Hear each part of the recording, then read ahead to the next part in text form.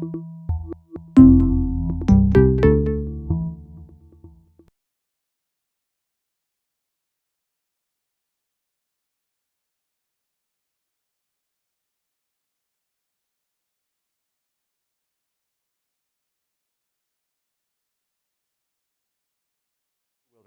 surrounded by cleared fields, and beyond that, 3 rivers and woods. And I think to do that, you need to take a bigger step back. You need to take one of those macro visions of why Fort Wayne's important. And that starts with the fact that we have 2 gigantic land masses in our globe. We have Europe, Asia, Africa that are all sort of interconnected. And then we have the 2 Americas that are sort of interconnected. And between the 2, as Rudyard Kipling said, east is east and west is west, and nary the twain shall meet, I think is the quote, something like that. And for many, many, many, many, many thousands of years, that was true. Nary the twain shall meet. But about 1492, when Columbus sailed the ocean blue, it changed. Europeans started coming to North and South America in pretty large numbers. And as you can see by this list, they decided to stay. So the first permanent North American European settlement was St. Augustine in Florida in 1565. The Spanish settled that. Quebec came next in 1608. There were a couple of attempts earlier than that, but they didn't really stick. So 1608 was the first French establishment of a settlement. Jamestown in 1609 was the first English settlement. Fort Orange in 1624, the Dutch. Green Bay was another one in the Midwest that the French came in 1634. So when you think about Midwest, typically we don't think of ourselves as having a whole lot of history, but dating back to 1634 in Green Bay. New Sweden even. So it wasn't just the French and the English. There were colonies and settlers from the entire European continent that came here. And again, in Detroit and New Orleans in 1701 and 1718, and those are important dates and settlements, as you see, for what happened here in Fort Wayne. So when they got here, what did you do as a settler? You settled. But what do you need as a settler? Food, shelter, clothing. Those are the 3 that you kind of are the needs when you talk about Maslow's hierarchy of needs. When you talk about wants, then you're going to want entertainment, and probably, as somebody was saying, that we've got the beer, bourbon, and bacon fest happening right now, and I was going to say that pretty accurately described the diet of those in the fort, but those are wants, not needs. The needs are food, clothing, and shelter. And so, how do you get that? Here's an image of New Amsterdam. So this is kind of what they look like. They were European towns. They said, we're going to take the things that we know. This is, if I'm Dutch, I know how to build things in a Dutch way. And if I'm French, I know how to build things in a French way. And if I'm English, I know how to build things in a French way because that's how my grandfather built it, So it's kind of simple, but that's why we have different looks in our country. When you go to New England, it looks a little bit differently than it does when you go to see the Pennsylvania Dutch, and it looks different than when you go to Tidewater, Virginia. So when they first got here, the settlers started to trade. They started to trade with the Native Americans for all those things that you just said, for food, for shelter, and for clothing. So the Native Americans started to send them food and furs, and the European settlers sent back cloth and iron goods and firearms and disease. Europe was a very urban environment. North America was not a very urban environment. And the fact that they'd been separated for all of those millennia and centuries meant that the people that lived in North America did not have the immunities that the Europeans had developed. They didn't have things like measles and mumps and smallpox. And so what happened is that as the Europeans came and started to trade and have relations with the Native Americans, really scary diseases started sweeping. If we think Ebola and Zika are scary now, In comparison to what happened historically, it's really a drop in the bucket. So the European settlers had these furs, and they sent them back to Europe for cash. The Europeans used them, especially the beaver, in hat making. The beaver was naturally water repellent, and when you made that into a hat, you had a naturally water repellent hat, which was pretty cool. But the Europeans sent the resupply back and cash, and then they sent more settlers and more trade goods and more disease. And so what happened with that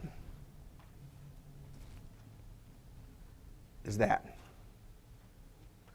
the estimate of the pre-Columbian population of Native Americans, and what eventually happened was that there was a 90% decline in the population of Native Americans. And so if you think when the settlers came and they started to talk about, I'm coming in 1700, you have to realize that in 1492, they had started this process of bringing disease and having that sweep all through the different areas, through Central America, through South America, through North America. And so that radically changed the habitation and the settlement of where we live, because all of a sudden what had been full of people was empty, because 90% of them were gone.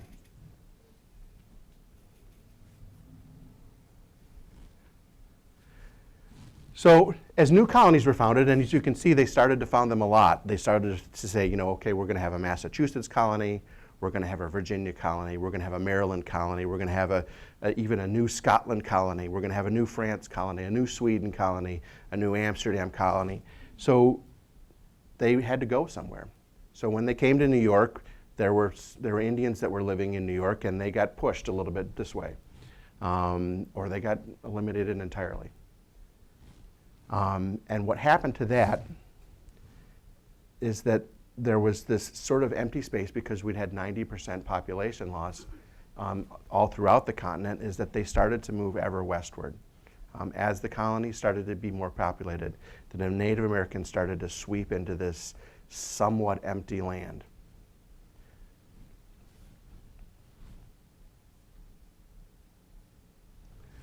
And what happened is that when we look at where we are, when we look at the Midwest, there was really about 187 years worth of wars to decide what that Midwest would look like. From, would it be a French place? Would it be an English place? Maybe it would be a place that the United States owned. Maybe it would be an Indian place. And if it was going to be a Native American or Indian place, what kind of Native American? Because there were more than one. The Native Americans are not a single nation. They are thousands of nations, and they speak different languages, and they have different traditions. And so the Indians warred amongst themselves over who should have this land. Should it be somebody that speaks Iroquois, which was a whole different flavor of language? Should it be somebody that speaks Algonquian, which is another flavor of Native American language? So it started with the Beaver Wars.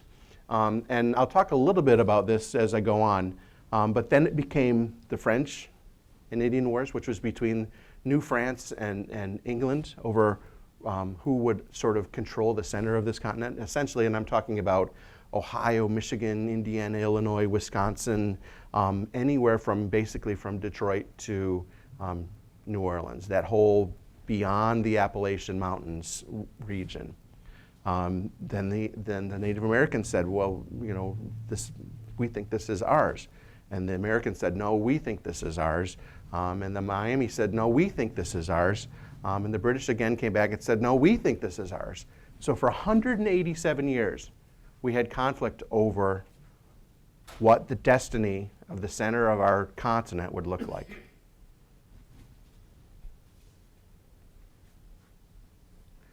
So the Iroquois and Beaver Wars, and scholars will separate them into two different actual types of wars.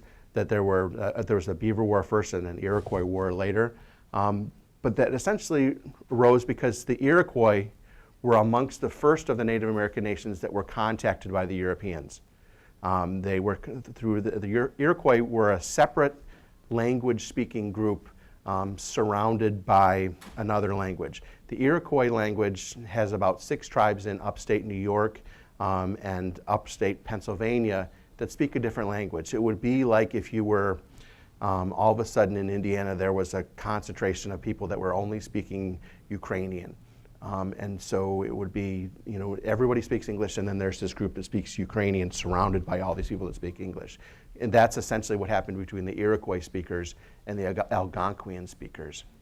And so the Iroquois speakers were the first to deal with the Europeans, and they started to trade with them through the Mohawk. And they became armed with iron weapons, particularly with muskets. This radically changed warfare, which had existed for years and years before that, because all of a sudden one side, as they say in military history, had an asymmetrical advantage over the other, because one was dealing with arrows and spears and tomahawks, and one was dealing with muskets. If you were to just analyze that even peripherally, the side with the muskets has a huge advantage. So what happened was the Iroquois started driving all of the Algonquin speakers away from Pennsylvania first, and then Ohio and Indiana and Illinois, until they had cleared most of this area out and made it really uninhabited, except for as a sort of a hunting preserve and an area of expansion for the Iroquois speakers. But this was something that went on, as you can see, for 70 years. It was multiple series of raiding parties, of war parties, driving out entire nations and pushing them all beyond what's now Lake Michigan. So they all were in Wisconsin and Green Bay, and somewhat protected from northern New York as they were coming through. What this did was that it changed the way that the French interacted with the Native Americans, because all of a sudden the French, who were, as we saw in Quebec and Detroit and New Orleans, couldn't get from Quebec and Detroit to New Orleans because they were traveling through essentially a war zone.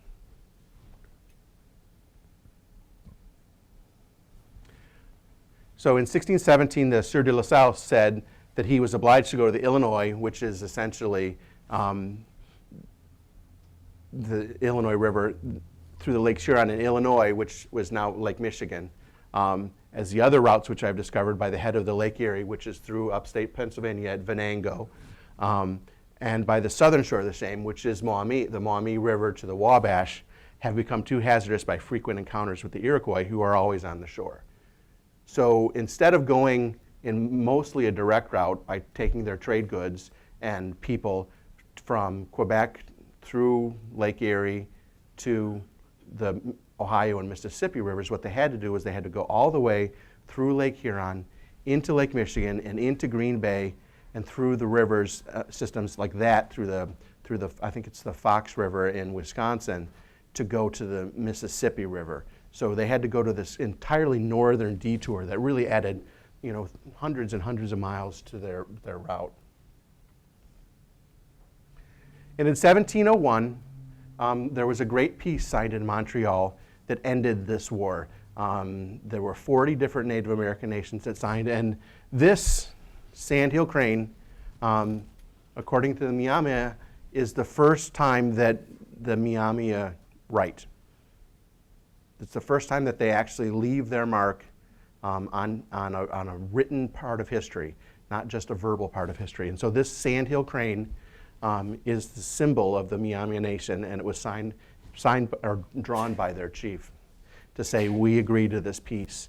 And in 1701, that's when that happened. So what happened when the peace was signed?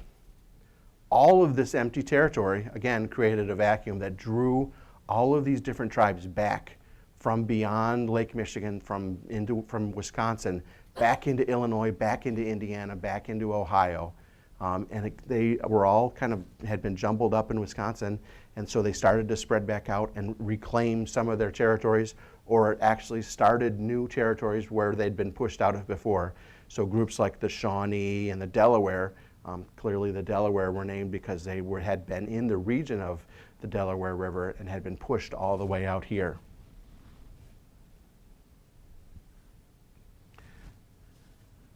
So the Miamia, which is, we often say Miami, and historically we say Miami in all of the written records, but the Miamia call themselves the Miamia.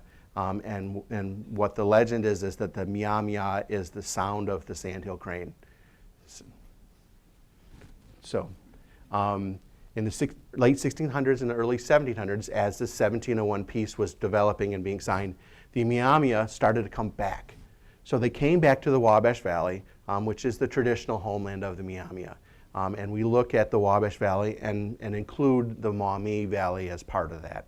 So so from Toledo to Fort Wayne to Logansport to Terre Haute is all the Wabash Valley.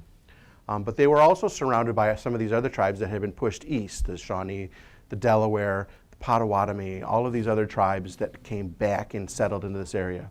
So in 1706, the French established what we think, and there's some debate about this, is the first post Miami. And it wasn't truly a fort, but they were starting to have traders that were living with the Miami, who had been dealing with them in Wisconsin and continued their commerce into 1706. And then in 1722, and this is pretty well documented, the first French fort was established here in Fort Wayne. And why Fort Wayne? Well, first of all, this is where the Miami lived, and this is where they dealt with the commerce. But Fort Wayne has the luck of geography. There are about 5 great portages between the waters of the Great Lakes and the St. Lawrence Seaway, and the waters that are in the Ohio and Mississippi valleys. There's one in northern Wisconsin, there's one at Chicago, there's one sort of near South Bend, there's one here, and there's one in Pennsylvania. And this represented the shortest and easiest way to bring goods from Canada, from New France, Montreal, Quebec, down to any of the settlements that were beginning to be formed by New France and into New Orleans. So this was how commerce happened, because in a land where most of the land is woods and water runs without dams and runs without impediments, the easiest way to bring goods is by water. So if you can stay in your canoe as long as possible, that's the easiest way for you to bring all of your stuff. So here at Fort Wayne, we have variously described as a 6 and a 9 mile portage between the waters of the Maumee, which flow into the Lake Erie, and from then on into the St. Lawrence Seaway, into the Little Wabash, which flows into the Wabash and the Ohio and Mississippi, and eventually to New Orleans. So that's why this is so important to the early French traders. So in 1722, the French established the first fort here. And when we look at the history of Fort Wayne, we were founded as a French town, which is really kind of a neat thing in the center of the American continent. We think of ourselves as English or American based, but really Fort Wayne was pretty much of a French town. So what they say is the log fort that the Fort Miami, and the Dubuisson, who was an ensign who was in charge of the fort, says that it's a strong fort and safe from insult from the savages in 1722. And you can see here on this map where we talk about the first French fort. And we've done a lot of archaeology partnering with IPFW, and we have really good information as to where the first French fort isn't. What we don't have is really good information as to where the French fort is. If you know where this area is, this is the McCulloch mansion down here, and there's a boat ramp, and then Sherman goes up here and on and on. So the IPFW archaeological study has done lots of digging there about where and they haven't found the right thing. So we know that it's not in this place, and we know that it's not in this place, and we know that it's not in this place.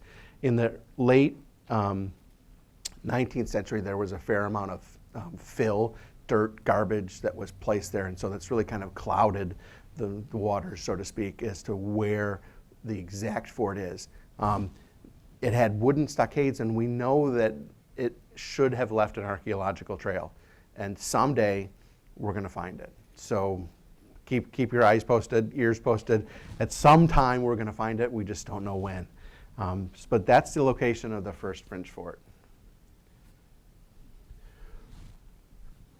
I just wanted to emphasize again the fact that this portage is why it's so important. When you look at New Orleans right here, and you look at Detroit and Quebec and Montreal, this is the Wabash River, and this is the Maumee.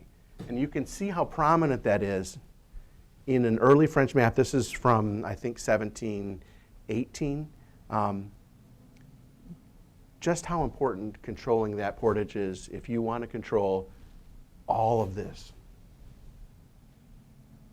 Because this is where the English are, and this is where you are. So you've got a big colony here, you've got a big colony here, you've got some little settlements in here, but connecting them has to be this route here. Otherwise, you've got to go to this route up there, which is that Wisconsin route.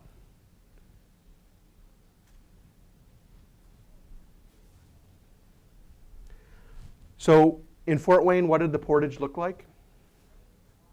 There's a couple of thoughts here, and it depends on what we think a portage is. Now, if a portage is the shortest distance by water between two navigable pieces of water, it's one thing. But if a portage is the shortest, easiest, driest distance by land between two navigable waters, that's something else entirely. And so when we talk about the history of the area, we think that the Europeans had one idea of what the portage was, and that the Miami had a different idea of what the portage was. We think that the Europeans talked about the portage as the shortest, easiest distance by land between those two bits of water. And the Miami looked at this as the shortest distance by water between those two bits of water. So this is this marshy prairie, and I'll give you a little orientation. Do you see that thing that says LeGros up at the top? That was the LeGros Reserve, and that's Illinois Road. And that road coming off of it, where it says Res and 8, that's Jefferson. So that's the upper Huntington Road. Now this is the lower Huntington Road, which makes sense because how are you going to get to Huntington not through the wet part? You're going to want to get on the dry part. But the marshy prairie in the middle, and now that's becoming Eagle Marsh and all of those wetland preserves, really forms kind of a big angle here. So part of it went all the way up here at the north, and that's what we think that the Europeans talked about as the portage. And half of the maps that you see from this time, the French and English maps, show an upper portage. So they show the portage coming off of the sort of really distinct bend of the St. Mary's River as it goes around the top of Fort Wayne. It forms sort of almost a 90-degree angle. And some of those maps show the portage way at the top, but some of the other ones show this portage down here. And we think that this is the Miami portage that they used water to make sure that was the easiest way to bring trade goods. And there's even pretty good historic evidence that they manipulated the level of that water by allowing the beavers to continue to build dams in there to make the water rise. There's even an 1877 plat map that shows a dam at the Richardville house down off of Bluffton Road that actually shows that as a flooded area with a dam there. And Richardville is right there. And so what that did was that controlled this road, which is the lower Huntington Road, and the Winchester Road, which are two early major roads to the south of Fort Wayne. But it also controlled the portage.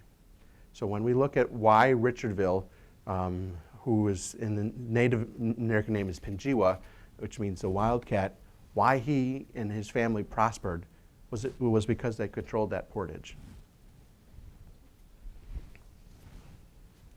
So the second French fort was built in 1750. In 1747, it had been damaged by a sort of raiding group of Wyandot because most of the soldiers in the French fort had been in Detroit. And so there was a smaller garrison than normal, and so they had half of the fort was damaged by fire. So they moved the French fort from its first location down by Gidland Park over to the other side here on the St. Joseph River, and this is in the lakeside area where we've got right now the St. Joseph Boulevard in Delaware. Again, this is someplace where we know we haven't found the exact location of the fort, but what they describe is the topography on which it's located, and that topography is still in pretty good shape. You know where the highest ground on that side of the river still is, and that's where that is. So this second French fort was built in 1750, again, controlling the trade. So this is now 30 or 40 years of French living here and the French traders prospering and dealing with the Miami. Again, showing where the portage is. And this is a British map. I like to point that out, that the British still didn't agree that this was French territory. So when they put in there that it was usurped by the French in 1750, they're still pretty angry about all of this.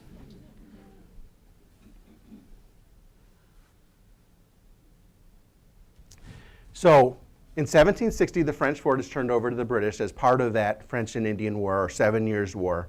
And that lasts for only 3 years. The British have a military presence in Fort Wayne for only 3 years. So we, again, back to the idea that this is a French town more than a British town. So this is what they say about the British, and there's a famous early explorer British kind of, there were these guys that sort of prospered by dealing between the borders of the societies that were at the middle of the continent. Guys that spoke French and British and Miami and Shawnee. And William Wells was one of those guys. But this is another guy named George Crowan. The Twi-Twi village, and the British called the Miami the Twi-Twis. And again, that's the sound of the sandhill crane. It's situated on both sides of the river, called the St. Joseph. When they describe it, the Indian village of about 40 or 50 cabins, between 9 or 10 French houses. So think back again to 1816, when we've got a fort with about 60 people surrounded by not much. Fort Wayne had a period where we really grew and then kind of cleared out.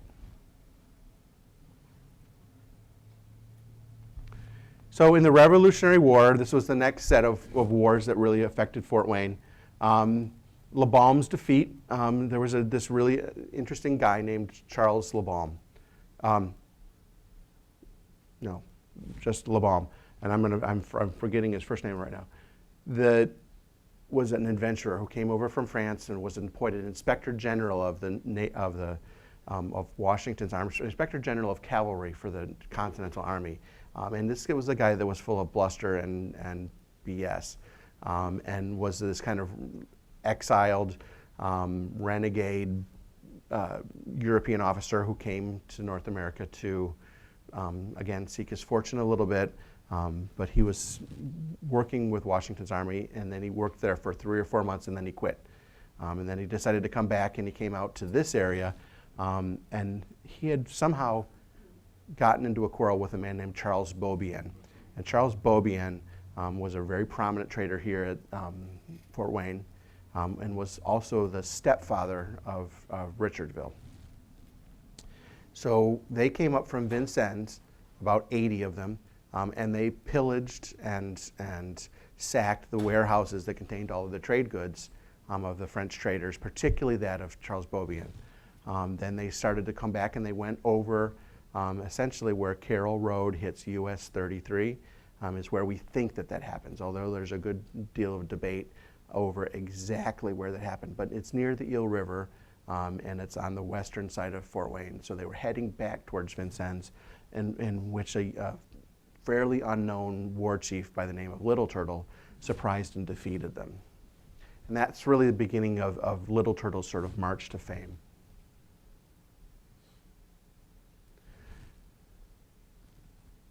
So the Miami had been here since 1701 after being driven out earlier in the century. But before that, this had been their home as well. When in 1763 the British signed the Treaty of Paris and gave the land that's now the Northwest Territory, Ohio, Michigan, Wisconsin, Illinois, Indiana, to the United States as part of the treaty, they really didn't have any right to do that because the Indians had really never signed that off to them.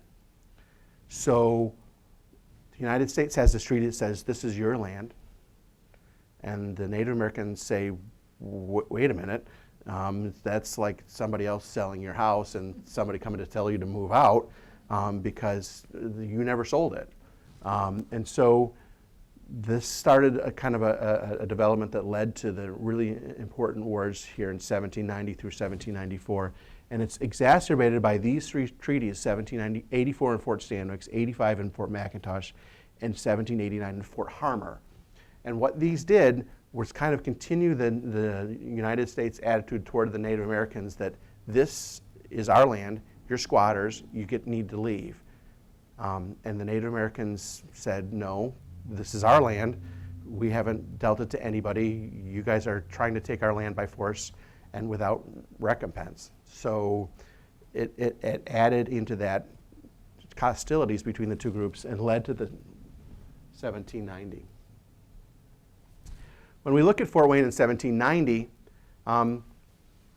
this is a drawing from 1790 about what Fort Wayne looked like. And there's a really prominent, important book by a man named Richard White called The Middle Ground that talks about the area that's now the Midwest. And what he talks about, and when he talks about Fort Wayne, he talks about it as really a unique city, and he says that it's more cosmopolitan than any of the other cities than Detroit, than St. Louis, than New Orleans, in that there aren't these sort of separate camps sort of far away, that they're all sort of mixed together, and that the Shawnees are mixing with the Miami, and they're mixing with the French, and they're mixing with occasional British traders, and they're mixing with Delaware, and so that there's this kind of intermingling and cosmopolitan interaction of all of these different groups. And so Fort Wayne is prospering at this point. It's a village of many thousands of people. Again, we don't know an exact number because the Census Bureau hadn't been there in 1790 yet. But it's an important unguarded territory. Again, the last troops had been there in 1763. So 30 years later, there's no troops there. It's just a village that's sort of existing on its own and developing on its own.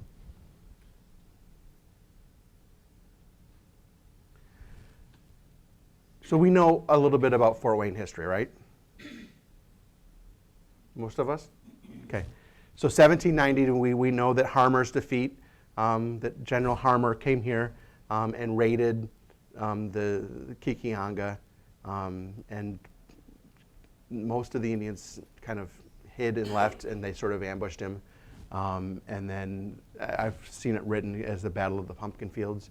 And my former boss used to love this quote, that the dead bodies had the steam rising from them because it was in October, like pumpkins in it, like rotting pumpkins in a field, which is kind of a gross kind of image. But the 1790 battle didn't destroy Kikianga. Kikianga, the residents fled, and then they came right back. In 1791, St. Clair's defeat, he'd come up to avenge Harmar's defeat, is actually the worst defeat of U.S. Army by Native Americans ever.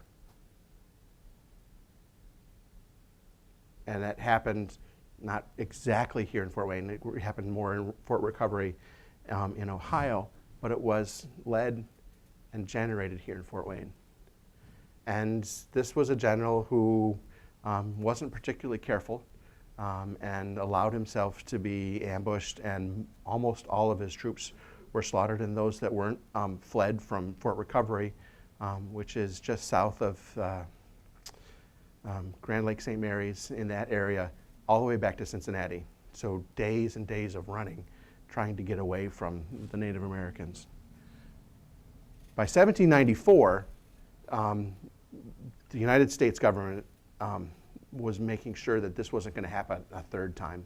So they sent General Anthony Wayne, and he came up a different route. He came up the Maumee River, and he was very slow and methodical, and he built forts all along the way.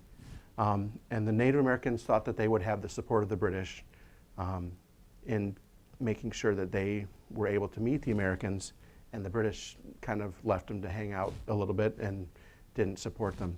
So in 1794, there's the Battle of Fallen Timbers, and that sort of defeats the Miami Confederacy. 1794, Kikiyang is occupied, Fort Wayne is established. The United States establishes a military reservation here that controls the portage. So when we look back at Fort Wayne's bicentennial in 1994, that's what they're celebrating, is the establishment of that Fort Wayne here in 1794. So in 1794, this fort was built, and where was it? Essentially, you can see Lafayette, Berry, Main Street. This is sort of the corner where Cinema Center and Dance Collective are. So that's about where that first French fort, our first Wayne fort in 1794 was established. When they talk about what it looked like,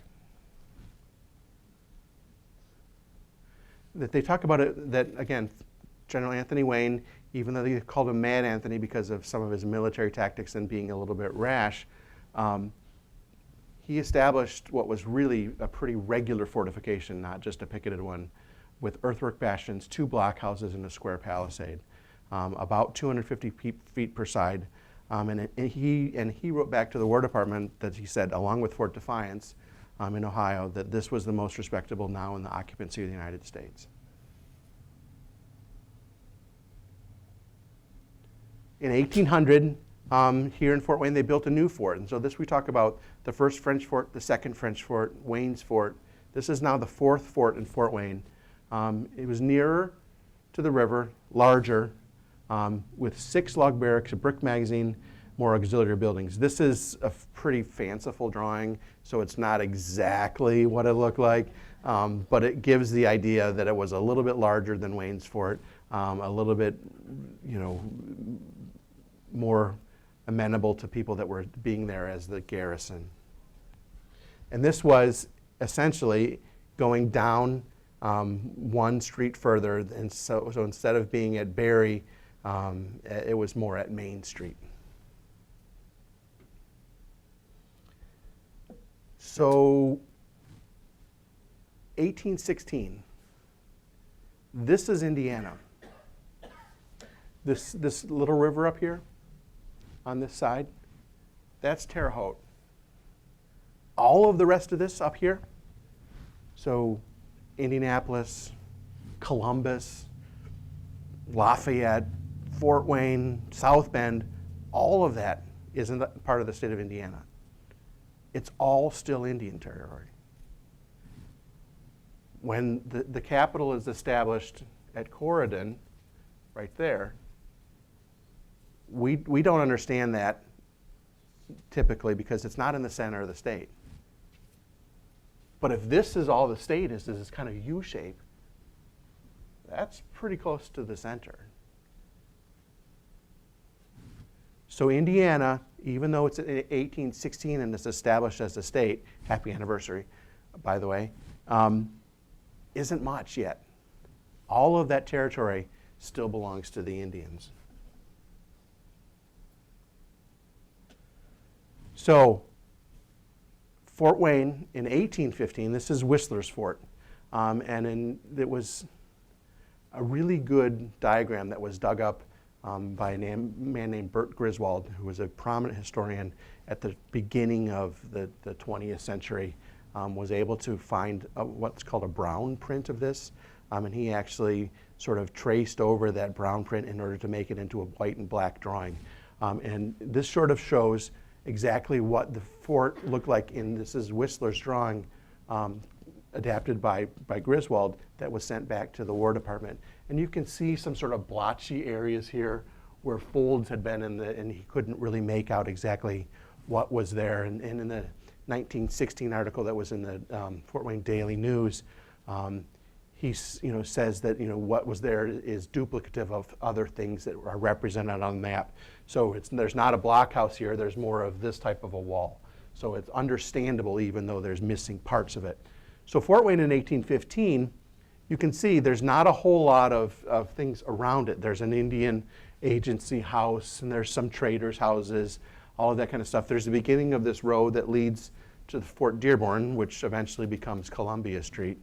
But that's what Fort Wayne in 1815 looked like.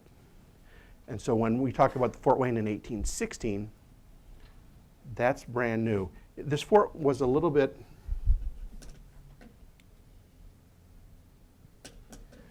smaller than the one in 1800. And yes, Whistler was Whistler's grandfather, not Whistler's mother of the famous painting. He's Whistler's grandfather. And in 1976, this was used as the basis for the historic Fort Wayne Reconstruction.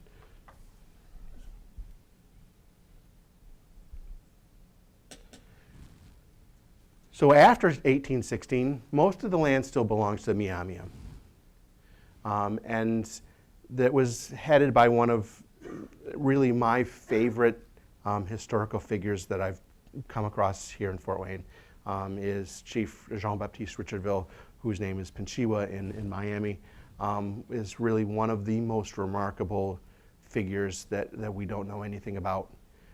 He is probably amongst the Native American chiefs that the early republic deals with, one of the most special, and really led his people to have something that didn't happen for almost any other Native American people.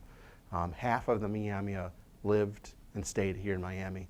When you talk about the Chickasaw or the Creek or the Seminole, most of them got shipped west. Most of the Miami, even though half of them went to Oklahoma, half of them were able to stay here. It's a remarkable achievement as a chief. The 1818 Treaty of Greenville, remember I talked about those other three, Stanwix and Harmer and McIntosh? The Treaty of 1818 establishes a new protocol for the United States to deal with the Native Americans, in which they say, we agree that you own this land. We would like to acquire it from you, and we are willing to recompense, deal with paying you in this way. And so that the idea of bargaining with the Native Americans and recognizing their ownership of the land starts for the United States in this 1818 treaty, and that provides the model for every other treaty that the United States makes with every other Native tribe from then on. And Richardville's at the heart of that. And one of the things that they talk about is that Richardville understood the white concepts of property and law. And so he was able to use those in his negotiations with the American government in order for the Miami to do very well. So after 1818, most of the land of Indiana south of Wabash was ceded to the United States. The garrison leaves in 1819, and so Fort Wayne is no longer a military post. It was incorporated as a town in 1822. By 1825, people had started to come back. We had a grand population of 150, so less than a very small elementary school. By 1826, they surrendered most of the land north of the Wabash and began the process of moving some of the Miami out. Not until 1846 would this really happen, but they began the idea of eventually turning Indiana into a land that was owned by the United States of America. 1826 treaty also provided for things like the Michigan Road, the Wabash and Erie Canal, and it dealt a large annuity to the Miami that was delivered here at Fort Wayne. And I think the 1818 treaty delivered 15,000 pieces of silver every year, which is, when you do the math in terms of what it would be now, is several $1 million a year for land. But again, they were dealing with about 3 cents an acre for what they had sold, so not particularly too much. Yes? In Fort Wayne was incorporated in 1822. Right. But Allen County was not plotted till 1824. Right. Why? The city of Fort Wayne was plotted earlier by a pairman named Barr and McCorkle. As part of that, let me go back a couple. Do you see this county right here, way up at top? That's Wayne County. When those lands started to expand, they didn't immediately plot new counties. They just said, okay, well, all of this is going to be Sullivan County, and then all of this is going to be Wayne County. And so in 1822, I think this was all part of Randolph County, which had been formed. But Randolph County included, everything from, I think, Winchester on up. And so they didn't start to subdivide those counties until later as the population increased. And so essentially, because we didn't have enough people here in Allen County to form a county, they didn't form a county yet. So.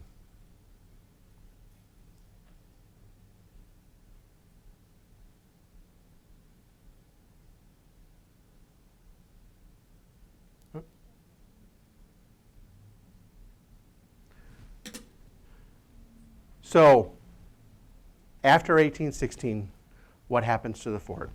The buildings are used for a long time as parts of different things. There's a school there, there's people that live there, there's businesses there. But in 1854, the last buildings were deconstructed, and here's an image that was run in the paper in 1854, and they were used as building pieces in a number of buildings around town. I'm excited because Arch owns one of those buildings that they talk about the pieces being used in, and it's the Merchant Huxford House, built in 1854 and 1855 up on Spy Run in Tennessee.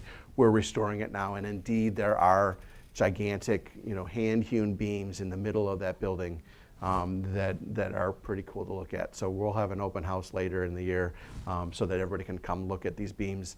And again, remember when I said that we have a really good idea of where the first French fort isn't? That's sort of the same thing that's true with these beams. We know these beams were reused. We know these beams were hand-hewn. We can't prove that they're from the actual fort yet. But my mom always said, where there's smoke, there's fire. So this has been a rumor for as long as we can remember. So usually where there's smoke, there's fire. The land that the fort sat on, those you could actually see a lot of those changes in terrain until about 1954 or 1955, when Fort Wayne's favorite mayor elevated the tracks through the center of town, and most of that land was bulldozed.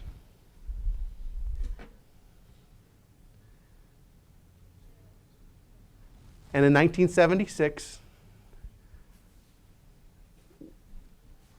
this was finished. I think it was opened about July 4th. Is that correct, Randy? June? Okay. This is historic Fort Wayne. As you go north on Spy Run, if you look left, you'll see historic Fort Wayne. And it's a model of Whistler's Fort from 1815. So they use those plans in order to reconstruct the blockhouses and reconstruct the walls, reconstruct the barracks, reconstruct the garden that was out front. And from 1976 to about 1993, it was an active sort of first-person recreation of life at the fort. And the year that they chose happened to be 1816, which is pretty cool. And I want to thank Randy Elliott for cluing me in on that, because he was one of those that was involved with this at the very beginning. But I would ask at some point if you're out with your kids or riding a bike to stop in at Old Fort Wayne, because it gives you an idea of what Fort Wayne in 1816 would have looked like.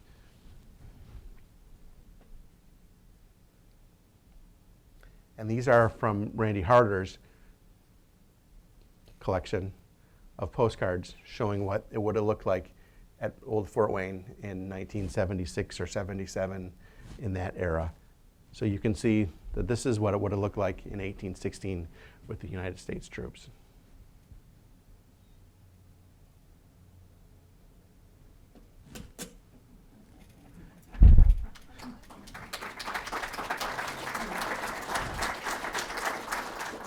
Sure.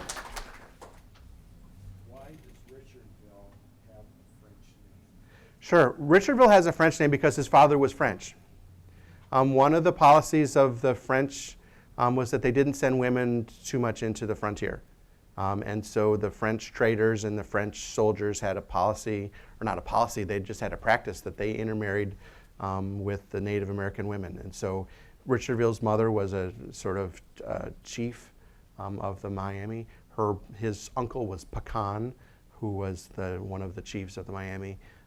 They actually had the family right to control the portage through Tecumseh, Richardville's mother. But his father was a man named Joseph Drouet de Richardville, who was a French trader who had kind of come to rebuild his fortune. That's why he's got a French name. Sure. 1816, you mentioned the road, I think, to Detroit. Sure. So what was, I mean, I can kind of picture the rivers, but what was the land like? How much of that had been cleared around this area? What were the roads like?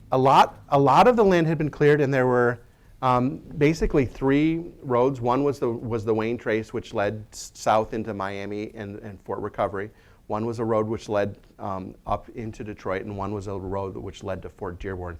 There were a couple of other early roads, for instance, the Mongo-Quinong Road, which is now the Lima Road. Lima used to be called Mongo-Quinong. So, do you know Mongo on the Pigeon River? That was where the post office was, and the post office was originally located in Lima, and when they moved the post office, they moved the name of the town with it. So it was the Mongo-Quinong Post Office, which was in Lima, and then it became the Mongo-Quinong Post Office when it moved down to Mongo. So. Speaking of roads, I've often wondered about Spy Run. Sure. And Spy Run Creek. Are there any stories that go along with that in relation to this time period? Sure. Well, Spy Run Creek is really interesting because we just had a conversation about whether or not that should be legally changed, because it's Spy Run Creek, but originally it was just Spy Run. That's more of a sort of Virginia way of naming rivers. Is that little tiny creeks and rivers were often runs. So, for instance, in the Civil War, we think of the Battle of Bull Run, which was essentially Bull Creek. But Spy Run was just the name of that little river. And that was right through the middle of Wells's exemption.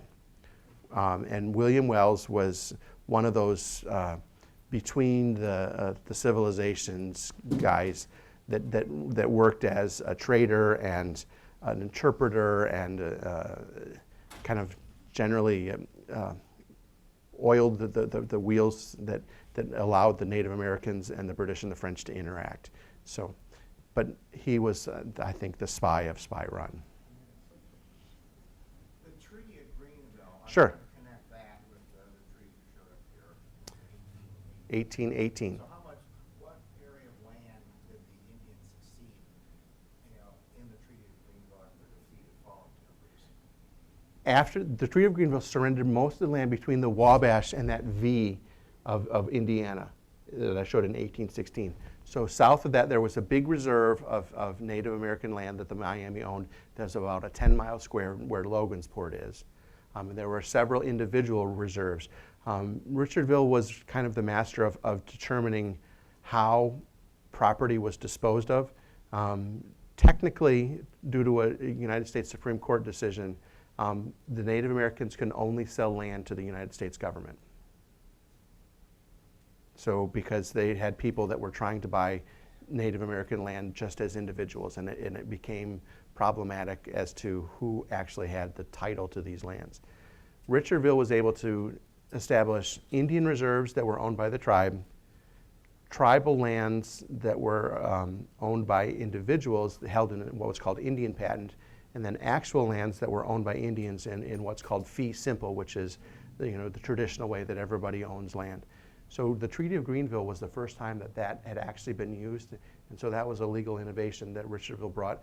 But the land that he did that, there were these spots, these 1 mile kind of squares, all throughout northern Indiana that were dedicated to individual chiefs, for instance, the daughters of William Wells each got a bit of land. but the land that was dealt with in the 1818 treaty was mostly all of the land south of the Wabash River, down to where Indiana started. So,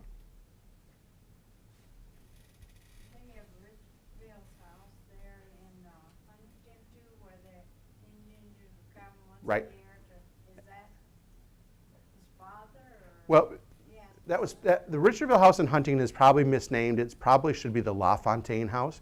Richardville, as principal chief and as a large trader, owned various trading houses, and one of them was that house in Huntington, but it wasn't built until his son-in-law, who was Francis LaFontaine, married one of Richardville's daughters, took that over and built that there. So. Why don't the Indiana-Miami have nation rights with the federal government? Why is it that they are not recognized? That's a tremendous can of worms, and I am not a lawyer. But as I understand it, and I don't want to get too involved because this is something that's incredibly important to the Indiana-Miami as well as the Oklahoma-Miami, and they have very definite opinions on how that should happen. As part of an 1878 court decision, the Indiana-Miami were not recognized as a tribe anymore. Richardville had allowed for several families of Miami, including his own, to stay in Indiana and receive annuities. But as part of that court case, they decided that the tribal government was no longer effective in Indiana, but was only effective in Oklahoma.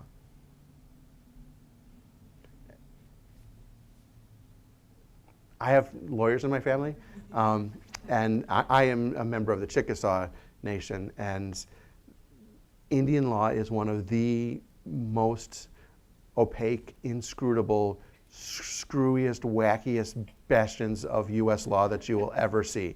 And my good friend Grant Shipley, who's a lawyer, will probably agree that Native American law is really, really wacky. You mentioned the timbers in the house. Right. How, can you assign a percentage to how certain are they belong to the court? No. Would you be willing to take a wild guess? 80. Yeah. Yeah. And we own, Arch owns another house that was the home of a prominent abolitionist minister. And during the reconstruction of that, we found hidden portions in the wall. Even though he's a prominent abolitionist minister, doesn't mean that it's necessarily an Underground Railroad house. But where there's smoke, there's fire, and where you've got somebody who's espousing this, and there are hidden portions in the walls in his house, it kind of makes you think about it. But again, that's something where that was illegal at the time, and just like if you were doing something illegal, you're not going to write it down in your diary. So, again, I want to say thank you very much, and hope you'll come to next month's lecture on the last Saturday of April when we hear Randy Harder talk about historic postcards, and have a cup of coffee or a donut on the way out, and fill out a demographic survey and become a member of Arch if you're not. Thank you.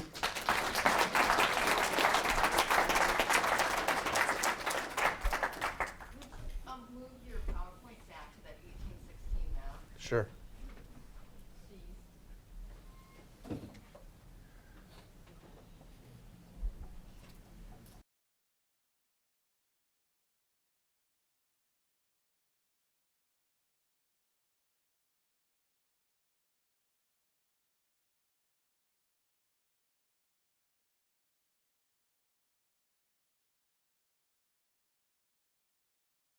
Please.